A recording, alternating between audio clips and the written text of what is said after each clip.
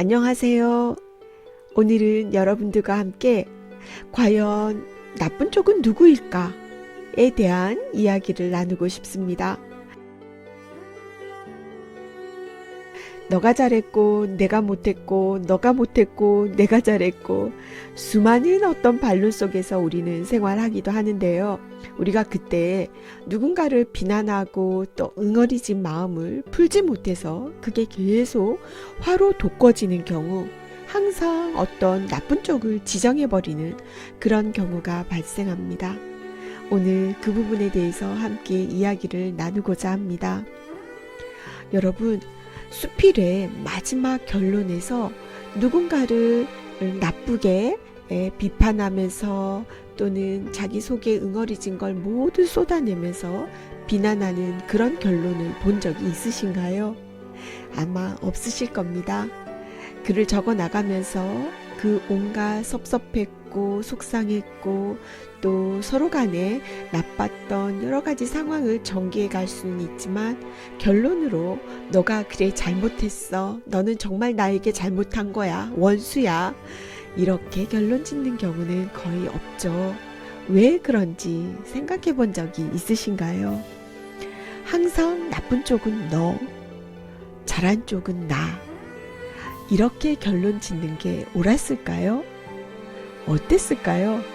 여러분 생각도 참 궁금합니다. 잠시 여러분 자신의 경우를 한번 떠올려 보시기 바랍니다.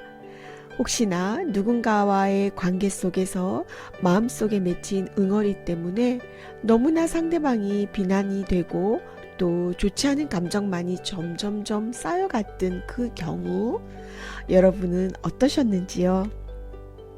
사실 잘 생각해 보면 특히 지난 시간 속에 이루어졌던 것을 잘 떠올려 보면 그 누구도 나쁘지 않았다라는 것을 생각할 수 있을 겁니다. 왜냐하면 서로 악의가 없다라는 걸 깨닫게 되는 거니까요. 대부분 우리는 시간이 많이 지난 다음에 이런 생각들을 하게 되는 경우가 많아요. 수필은요, 지난 과거의 나의 경험을, 지극히 개인적인 경험을 어떤 사물에 빗대거나 자연에 빗대어서 그것을 의미화하면서 여러 사람들이 함께 공감하고 마침내 우리의 이야기가 되도록 하는 데에 큰 의미가 있어요. 지난 시간을 생각하면서 적는다라고 하는 그 부분에서 어느 정도 나에게 원수 같았고 너무 미웠던 그 사람들의 생각도 돌이켜보니 생각을 해보니 점점 이야기를 전개해 나가다 보니 결국 누구도 나쁜 상태가 아니었다라는 것을 뭔가 나의 깨달음으로 마무리가 되는 경우가 많다라는 거죠. 또 그게 바로 수필이 가지고 있는 큰 마음의 치유적인 부분과 더불어 마음을 정화시키는데 아주 한몫을 한다라고도 말할 수 있습니다. 실제로 누군가를 비난하는 마음은 그 에너지를 낸다라는 건 상당히 마음을 괴롭힙니다. 때로요, 비난하는 에너지와 뭔가를 간절하게 구하는 에너지는 같다라는 얘기를 하기도 하는데요. 사실 마음속에 비난하는 에너지가 사라지게 되면 다시 상대방에 대한 생각이 좋아지게 되는 경우가 흔히 있습니다. 왜 이렇게 나는 누군가를 미워하는 마음이 마음속에 응어리져 있을까? 왜 이렇게 비난하는 에너지가 솟구칠까에 대한 걸 생각하면요.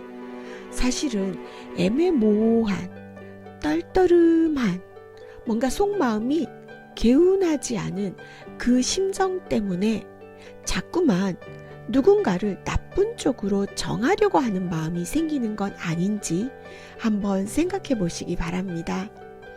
조금 전에 내가 간절하게 요구하는 에너지와 비난하는 에너지가 어쩌면 같을 수 있다라는 말씀을 드렸는데요.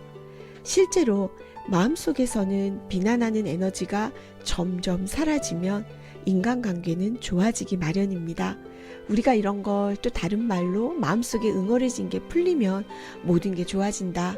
이것과도 같은 말이라고도 할 수 있을 것 같아요. 마음속에 애매모호한 뭔가 분명히 정의 내리기 어려운 그런 감정이 있으신가요? 그 마음을 받아들이게 되면요, 응어리진 마음은 점점 없어집니다. 비난하면 슬프죠.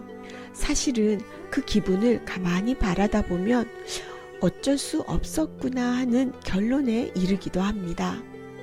그런데 나는 상대방을 이해하고 다 받아들였는데 상대방이 끝까지 나를 비난하면서 넌 나쁜 사람이다 라고 한다면 여러분은 어떻게 하실 건가요? 그럴 때는 그저 그 사람의 감정을 그대로 받아들이고 존중해 주면 된다라고 얘기하고 있습니다. 그러네요. 내가 응어리진 마음을 풀고 받아들이면서 비난하는 마음을 없애는데 상대방은 그 마음에 변하지 않고 끝까지 나를 비난해 온다면 그저 상대방 마음을 받아들이라니, 그저 존중하라니, 이걸 우리가 어떻게 받아들여야 될까요?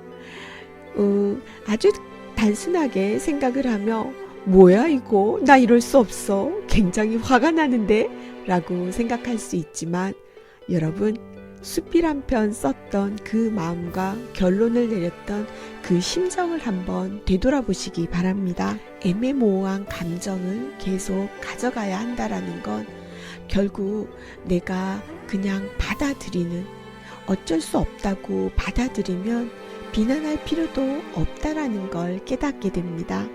어느 쪽도 나쁘지 않다는 겁니다. 슬픈 일이 생겼지만 누구도 나쁘지 않았다, 어쩔 수 없었다라고 마음속에 넣는 거죠. 오늘 우리가 하는 얘기 중에서 꼭 주의해야 되는 얘기는요, 그래 양쪽 다 나빴어, 둘 다 나빴으니까 이렇게 된 거야, 이런 생각을 해서는 안 된다라는 것을 말씀드리고 있는 겁니다. 그 어느 쪽도 나쁘지 않았다라는 생각으로 우리는 받아들여야 한다라는 거죠. 수필, 그렇습니다. 과거를 회상하며 나의 개인적인 삶의 이야기를 풀어가는 문학입니다. 사물에도 빗대 보고요, 자연에도 빗대어 보고요, 또 그걸 의미화하면서 아주 독특하게 매력적으로 가슴에 와 닿는 이 수필이라고 하는 문학은 어쩌면 내 마음속에 비난하는 에너지를 없애는, 사라지게 하는, 모든 상황을 그대로 받아들이게 하는 가장 최고의 문학이 아닐까라는 생각을 하게 됩니다. 그 누구도 나쁘다고 비난하는 결론은 없습니다. 그렇죠? 여러분도 혹시나 마음속에 여러 가지 응어리진 부분들이 있다면 수필 한 편으로 그 마음을 조금씩 다듬고 어루만져 보시는 건 어떠실까요? 지금까지 함께 해주셔서 감사합니다. 여러분 안녕히 계세요.